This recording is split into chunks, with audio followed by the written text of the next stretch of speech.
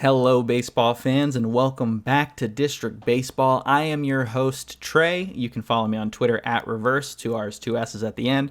And you can follow our page at District BSB. I'm solo casting this one today. Whether you're watching on YouTube or listening on Apple or Spotify, it's just me, so you're stuck with it. Sorry about that. But I've got some interesting storylines I wanted to talk about from around the league, going into spring training, going into 2025 season. I'm not going to waste your time here, though. I'm not going to be going over each and every single move that was made in the offseason. You don't need me to tell you where Juan Soto went, right? You don't even need me to tell you how much money he got paid. So guys like that got big storylines. You've already seen it. You've already heard it. You know about it. Instead, I wanted to go with some more intriguing storylines from my perspective. I don't know if you guys will agree. But just some different storylines, some stuff that, maybe some other people aren't talking about as much, just to have a little bit of fun here in the early going of the season. This isn't going to be a super long episode anyways, because realistically, the long one's coming when I do predictions. So we're not going to be doing any predictions today. We will get to that before the season begins, as rosters are still shaping and we don't really know where everyone's at injury-wise. So we'll save that for a later date. But for now, let's go ahead and get into my first topic. Let's start off with a sad topic, actually, on our first episode of District Baseball this year. In terms of the entire league, we already did one for the Nationals. If you haven't seen that, check it out if you are a Nats fan. But anyways, sad first topic because payrolls are down. MLB payrolls are down this year, which is unfortunate because income and revenue for MLB franchises has been very up over the past 2 years especially, but definitely last year. And unfortunately, what that could possibly mean in 2 years when this collective bargaining agreement is over is a potential lockout. And this is the exact reason why there was a lockout in 2022 before the season. They eventually solved that, but it was close to the point where they were going to miss games, they were going to miss part of the season, but they ended up getting it done. But you don't want to have these issues, and you're still seeing the same exact playbook from these owners, not spending money despite making a ton of it. And I'm not going to go into too much detail about that because I've already made a video about kind of this entire topic. Is more about the Dodgers specifically, but I definitely went into some detail about some of these other teams, the bottom 15 payroll teams, not spending money despite making money from revenue sharing. So if you want to go get more details about that kind of stuff, full breakdown videos on the YouTube channel. But regardless, the L word is now in play, lockout. The C word is now in play, collusion. I'm not sure that they're gonna get anything on collusion, but there's clear indication that owners are spending less on purpose. Seemingly, it seems to be a league-wide thing to try and negotiate some kind of salary cap in the next CBA because they think that the Dodgers are a problem, when in actuality it's the 20 owners that have cut payroll this year that are the problem. The league does not need a salary cap. Doesn't need it. Never has, never will need one. It's not even a talking point for the players unless they're going to get rid of arbitration, which is that's probably not going to happen either. So the owners want their cake and they want to also eat it, and it's not going to happen that way. So we could be heading towards a potential lockout, which is really unfortunate because the last one was not fun for anyone on any side in any way. So hopefully cooler heads will prevail and we'll start seeing a bump in the payroll next year, but it's almost a little too late at this point in this off season because it's now February 18th when I'm recording this. And there are still free agents, but not any really huge ones that are going to move the needle in terms of adjusting these payrolls. So that's unfortunate. But at the end of the day, we are just going to have to wait and see for the next 2 years to play out. Anyways, moving on to another sad story is the Sacramento A's just being a thing in general. Condolences to A's fans. I'm really, really sorry about all of that, and the whole situation is bad. I've been talking about it for a long time now. How much I hate the fact this is happening. How much I hate the fact that Manfred allowed this to happen. John Fisher, hell's waiting, buddy. Anyways, horrible person. Like, that's not an overreaction to say that, I promise. Just a terrible, terrible person. Screws anyone that he can. And he did that with the city of Oakland. And now we're going to have a team in Sacramento for seemingly 3 years because they have no idea what they're doing. But I don't want to completely ruin your day, A's fans. If somehow you are still invested in this team, which I could totally understand, just shoving them to the side and not caring anymore. But if you are invested, there is some potential here. I want to talk about the roster. I want to talk about the fact that they had to spend some money here in free agency. This was not in extensions. This was not out of the goodness of their hearts wanting to, bring guys in for a new fresh start. They were forced to do this because of a potential grievance and other grievances that have been filed in the past. So don't think that they've turned a corner or something. They have not. But they did sign Luis Severino to a deal, which is a good get for them. They extended Brent Rooker to a 5-year extension. Great value on that, especially considering what he's done. And in terms of the batting order, in terms of this outfield, if you include Brent Rooker as an outfielder, which he's not really, but I'm going to include him in there because he can technically play there, this outfield is gross. Brent Rooker, Lawrence Butler, and JJ Bleday. And that's a trio in the outfield that can go against any team, especially if Lawrence Butler continues his meteoric rise from the second half.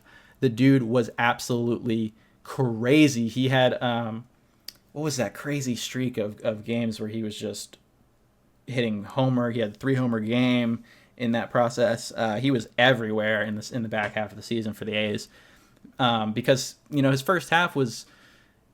She flashed potential, but it wasn't consistent. But once he locked it in, man, that dude was really playing well.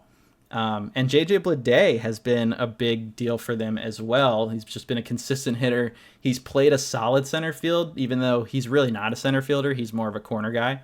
And I remember watching him actually when he was a Marlins prospect at a Tides game once and being like, hey, this guy can rake. So yeah, I like to take credit for scouting JJ Bleday myself, but the mainstream media won't tell you about that. But JJ Bleday is definitely a solid big league player now, and that's a good outfield. I mean, that's probably 10 WAR at least this year combined, and then I mean if Rooker continues his path, the dude is one of the best designated hitters in baseball. Just hitters in general in baseball right now. I'm still skeptical in certain ways because he strikes out a lot, but it just doesn't seem when he hits the ball, it's a homer or a double like every time. So just great numbers for him: 293, 365, 562, 39 homers, and in Oakland at Rickey Henderson Field, which just reminded me that Rickey Henderson has left this earth. Damn, this is sadder than I wanted it to be. But that just reminded me that happened. Rickey Henderson just seemed like a guy that would never die. I mean, I know that's not possible. I know that's a silly thing to think, but like he was just like larger than life. Anyways, I don't want to get too sad, but R.I.P. Rickey, we really miss you, buddy. But the A's, they've got a little something. Pitching is a concern in the rotation. The bullpen, they've got some guys in the bullpen that are pretty good. Mason Miller, obviously, is a big deal for them. But, I do like the Severino signing. Severino's not, an ace pitcher, but he's going to give you he should give you a solid season. And I'm intrigued by Jeffrey Springs as well. I'm going to get to Jeffrey Springs in a little bit, but he's coming off of an injury, pitched a little bit at the end of last year, looked pretty solid.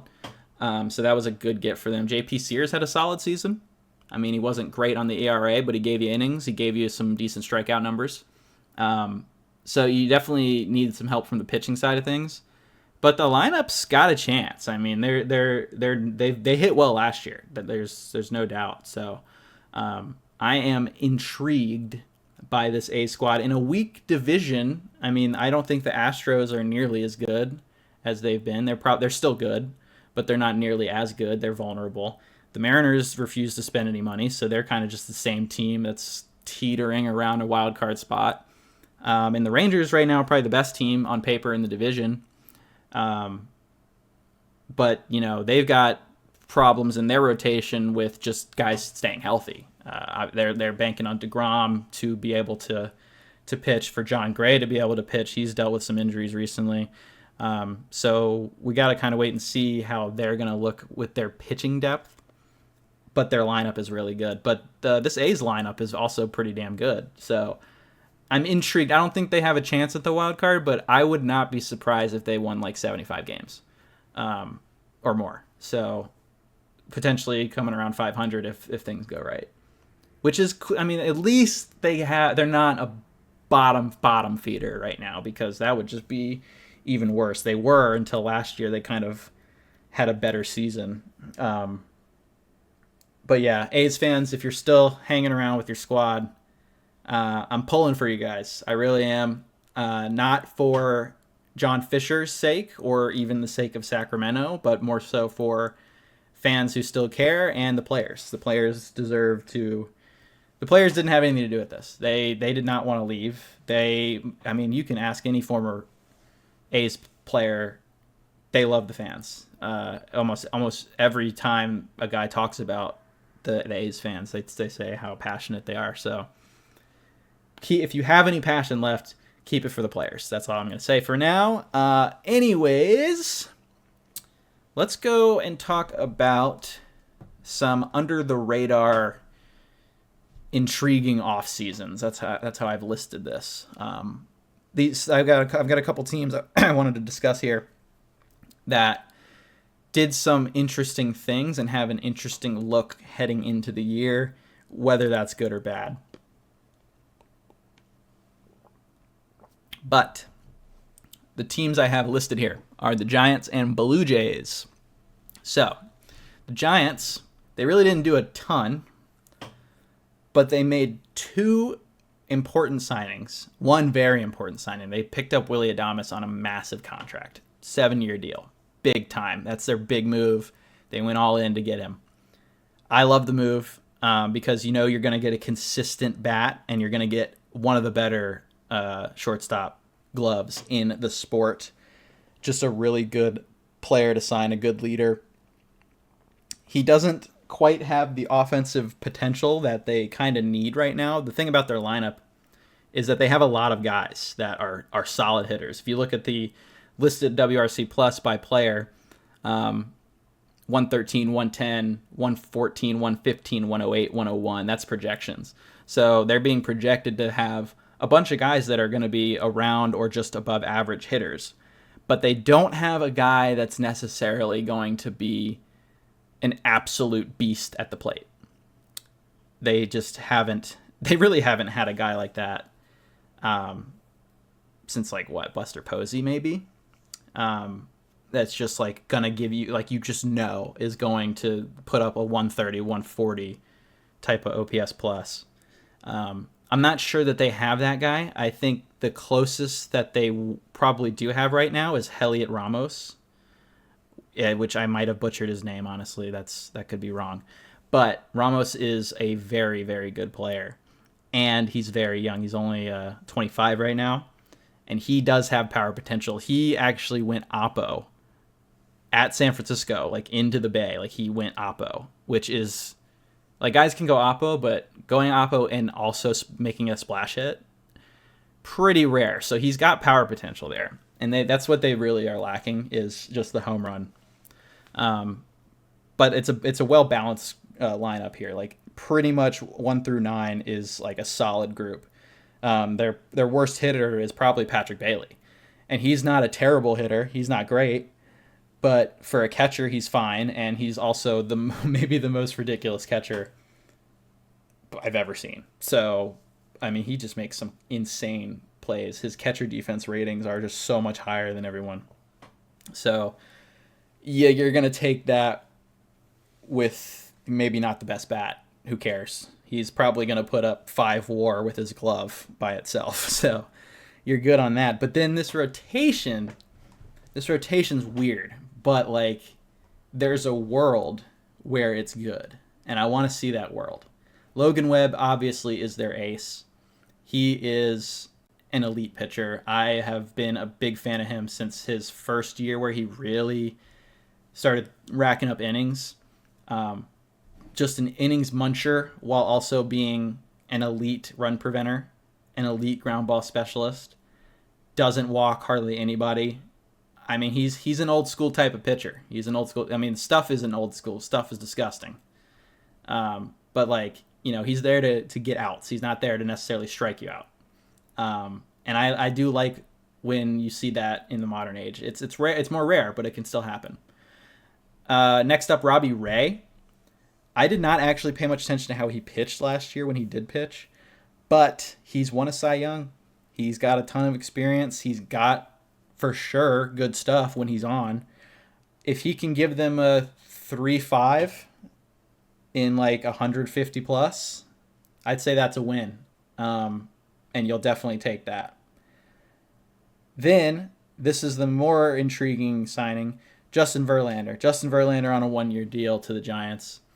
I do think he still has something left in the tank. I think he's got one more good year in him. He wasn't good last year. He was injured off and on, and when he pitched, he wasn't particularly great.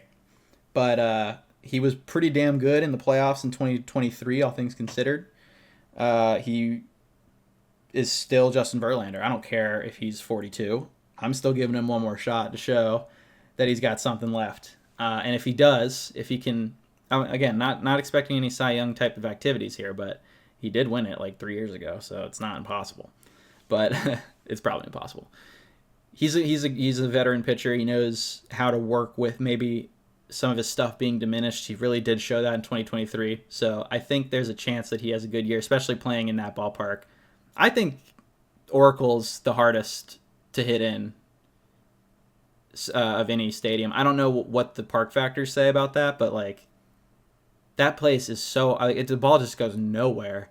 And I'm pretty sure that they haven't had a 30-plus homer hitter since, like, Barry Bonds. So, I mean, I know Barry Bonds was, eating a balanced breakfast every day, but you'd expect at least one. It's been 20 years, so I think that might be the most difficult place to hit. And so Justin Verlander signing there makes... It's a good deal for him because he doesn't have to worry about the homer as much. As much as Houston, where the Crawford boxes are like 12 feet away. Then you got Jordan Hicks. The Jordan Hicks experiment was working pretty well at the start of the year and kind of fell off towards the back half. Got to see what he's got in terms of being a starter. And then Kyle Harrison rounding that out. Kyle Harrison, has a ton of potential. He's only 23, and he's got really electric stuff, electric arm, electric fastball. His key is, working into that off-speed stuff and also getting the walks down. That's been an issue for him. But he's got the strikeout stuff, and if he can kind of get that command with his off-speed pitches, he's got a ton of potential to be a really good pitcher in this rotation.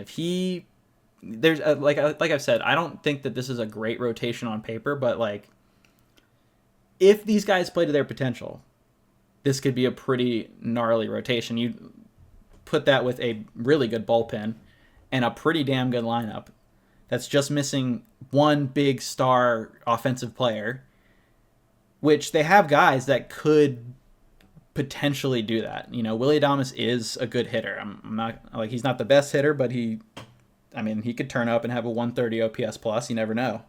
But they need one of those guys to step up and have a big year like that, and that would really help them towards potential playoff berth. Because, like I said, if this rotation can handle it, there's something here. I'm a little skeptical on the back half of that rotation with Hicks and Harrison, but like there's something there. So intrigued about the Giants. I think that they'll probably end up around 500 again, and then it's just kind of give or take those 10 games. Like, do you go 10 games over? You go 10 games under. That's kind of what it comes down to sometimes in these seasons. And then the Blue Jays are the other team I wanted to quickly mention because, well, you saw their offseason. They tried. They've been trying for years to sign somebody, anybody that wants to come to Toronto instead of somewhere else, aka LA. But they did make some moves for the short term. They signed Anthony Santander to a 5-year deal. They signed Max Scherzer to a 1-year deal. And they also made a trade for Andres Gimenez to be their second baseman. And it was a weird offseason. They got Jeff Hoffman as well on a 3-year deal. But he had a physical issue. So you're just hoping that works out for them. But still a really good team. Really strong lineup. It's just kind of dependent on a couple young guys. The rotation, once again, should be really good. It is old, so that is a concern. But generally speaking, Kevin Gausman, Jose Barrios, Chris Bassett are a good trio at the top. And then obviously if Scherzer can give you anything, if he still has a decent season left in him, that's great as well. But yeah, this team is intriguing, not necessarily because of the roster, because honestly, I don't think this is a great roster. I really don't. I think that they're okay, and if you get some help from young guys, they have a chance. But I'm more intrigued because they're clearly going for it, even though they've got a guy who is a free agent coming up who probably isn't staying there unless they can. They really need to start trying to extend Vladdy now, which they should have already been trying. Maybe they are. I don't know. I'm not an insider with the Blue Jays, so you guys let me know if I'm off base there. But I feel like haven't heard any buzz about it, and it's gonna be like not Juan Soto type of deal, because I don't think we're gonna have a Juan Soto type of deal for quite a while, but it's going to be up there because he's a young player. I'm assuming he's about to have a big season. He's already had MVP caliber years before. So Toronto is in an interesting position. I feel like they got to win. They got to win this year. They got to win now, or they're probably about to hit a big reset if they do not win this season. If they don't put up any fight in the East for the division, if they don't make the playoffs, even if they don't make the ALCS, I think you have to consider it time to hang it up at that point, because you got a bunch of guys on expiring deals, you got a bunch of old guys. So this, it kind of reminds me a little bit of the 2019 Nats. I think the 2019 Nats had a way better roster than this overall, but like in terms of the age and the end of the window, it like the very end, like the 2019 season was the very end of that window. That was the last season that the Nationals could have won. 100%. That's what it feels like with this Blue Jays team. And even then, it doesn't feel like they can really win. It doesn't feel like they can win with this roster. But I'm intrigued to see. They definitely need a couple guys to step up and make things happen. Andres Gimenez has to be a guy for them. Has to be. They put a lot of investment into his trade. He has to be a guy for them. Has to be. Not just a guy, a dude. He's got to be a dude. Bo Bichette's got to be a dude. Vladdy's probably going to be a dude. But yeah, it's kind of a grim outlook for the Blue Jays' future if they do not show up and win. Winning solves a lot of problems. Winning gets your ownership to fork over more money to get your star to stay. Winning makes your star want to stay more. So it's a big deal specifically for the future of Vladdy on this team. I mean, I think. Uh, and in turn, that kind of impacts their entire future because he's their star player. So, anyways, yeah, that's kind of the outlook for the Blue Jays. I'm a little scared for them, but if they can make a run and make some noise, perhaps you see a Vladdy extension. You see them continue to spend money in free agent, or at least attempt to spend money in free agency. They have been trying. I'll give their organization credit. They've offered to like every big free agent that they can. They just haven't gotten one. Anthony Santander is a good signing. Don't get me wrong, but he's not the biggest free agent signing.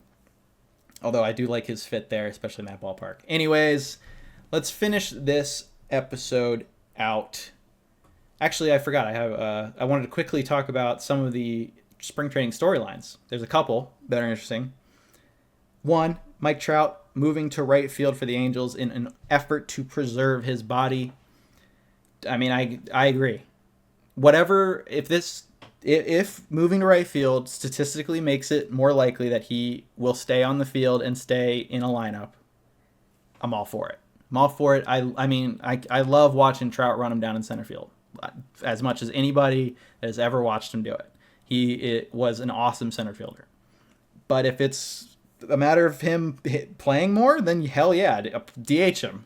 I don't care. He probably doesn't want to do that. But whatever keeps him on the field, keeps him in the batting order. Because, man, we need to see this guy play. It's been too long at this point. So I agree with the move. Whatever it takes to keep Trout on the field. And from the Angels' perspective, it makes sense as well.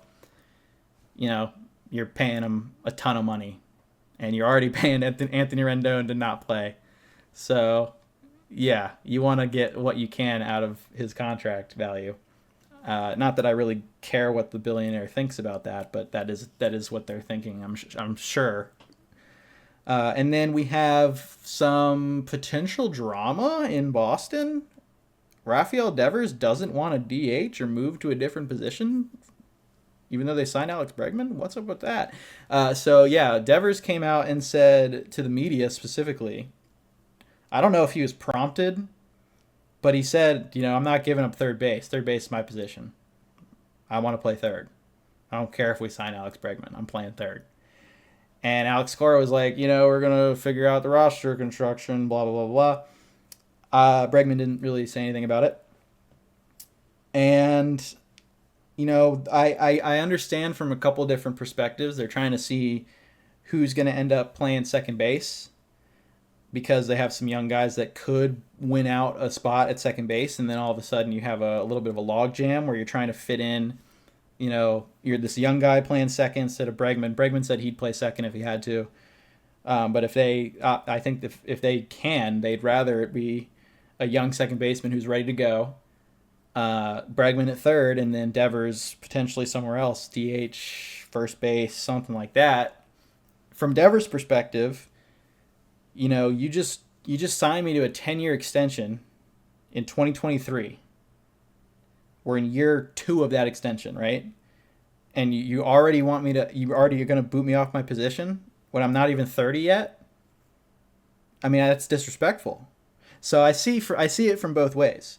I actually kind of side with Devers. I wouldn't have said this right away in spring training, probably to the media. I mean, I don't know. Maybe he was asked about it specifically, and that's a different thing. But I wouldn't have said, I'm not going to give up third base. Maybe he didn't mean it like that bluntly, but that's kind of how it came off. But, I get it. Like, hey, I'm supposed to be the guy. You signed me to a 10-year deal. I'm supposed to be... Why are you trying to move me off my position right away? Like, I think realistically speaking, he probably knows eventually he's going to move off of third. He's not the best defender. And, the older he gets, the less likely he's going to get better at defense. Because his bigger issue is range. He's not going to get more rangy as he gets older. So, I get from a team building perspective, it would make sense for Bregman to play third base and Devers to probably DH full time. But, at the same time, these guys are human beings, and perhaps DHing full time makes him a worse hitter. That does happen. I mean, you'd think it would be the opposite, where guys focus 100% on hitting, they should be better. But, guys get bored. That's kind of how it goes. Guys get bored DHing. And when you're not engaged as often, it's harder to lock back in and get ready for your at-bat. So, some guys need to play their position to have the best chance to hit better. So, it's going to be interesting to see how that plays out, because Bregman's also on a deal that has an opt-out after this year. So, again, from Devers' perspective, you're like, what, you're going to let this guy come in and then he's just going to opt out? He's going to play my position for a year? What the heck's up with that? At the same time, that probably gives him the best chance to win, because Bregman is a Gold Glove caliber third baseman. So we'll have to wait and see how that plays out. It's going to be intriguing. That seems to be the word of the day for me, is intriguing. But anyways, one more topic of discussion. There's still a few free agents available to keep an eye out. Nothing major, but some guys that can definitely help a team. Yasmani Grandal in the catcher position was the first one I listed. Had a solid season last year. Wasn't a terrible hitter like he had been the previous year, and he's still a great defender, great framer, veteran catcher presence. If he doesn't retire, I would assume he finds his way onto a roster at some point. We have first baseman / DH / third baseman Justin Turner, who still can rake. He put up a 117 WRC plus last year. I don't see any reason why he doesn't get an opportunity somewhere. But he's also 40 years old, so maybe teams are just like, you're just a little too old. But I mean, nothing in his performance has really slowed down that much. So would be interested to see if he gets picked up. Tony Kemp I listed here because he just feels like a guy that's going to end up on the A's again. I don't know what it is about Tony Kemp specifically, but every time I think about Tony Kemp, I think he's on the A's, even though he's been on the Astros, he's been on the Cubs, he's been on the Reds, but I just always think of him as an A. So let's go, pick up the phone, get him back over in camp. Jose Iglesias had a great year with the Mets.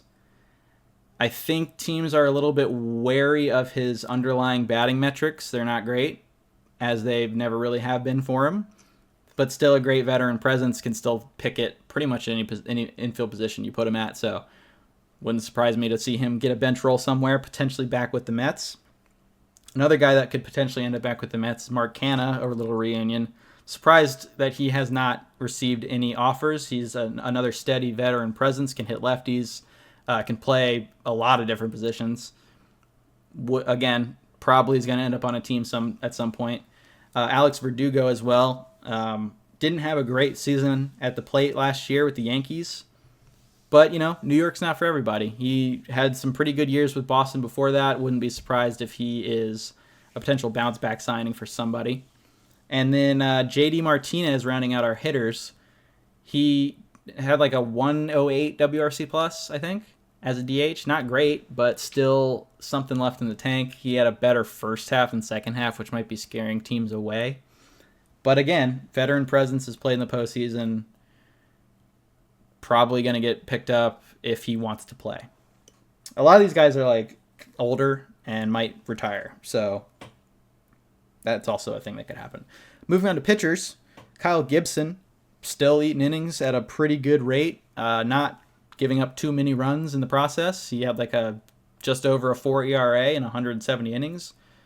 There's plenty of teams that have worse options than that, I'm just saying. So another guy that can come in and eat innings, along with Lance Lynn, a guy who can come in and eat innings. He actually had a pretty good year last year. Again, the Mets are an obvious choice here for me, because they just had Frankie Montas come in, and basically he's like out for 8 weeks, not even throwing. So they might want to pick him up. Jose Quintana as well is there for them. Unsigned, 3.75 ERA last year. Really strong playoff performances. Why is he not on a team yet? I don't understand. And then Andrew Heaney.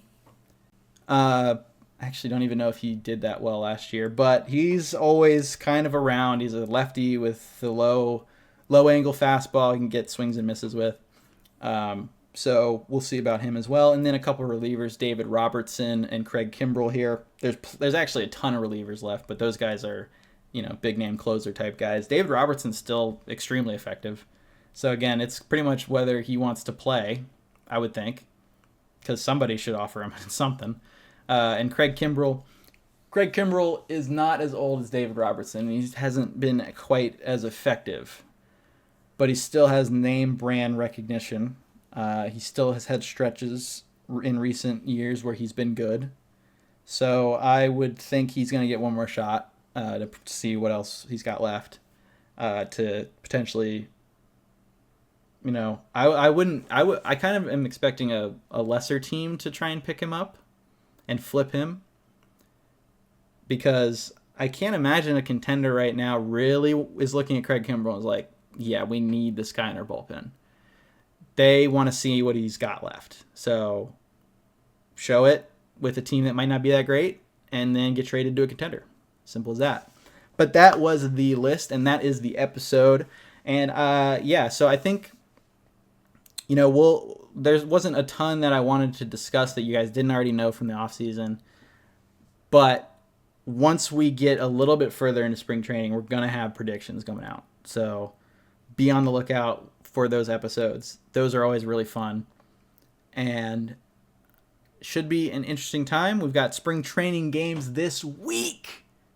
You kidding me? Are you kidding me? We've made it. We've made it. We reached the precipice of the offseason being over. Let's go. Let's go. Anyways, appreciate you guys listening, tuning in. And as always, let's go baseball.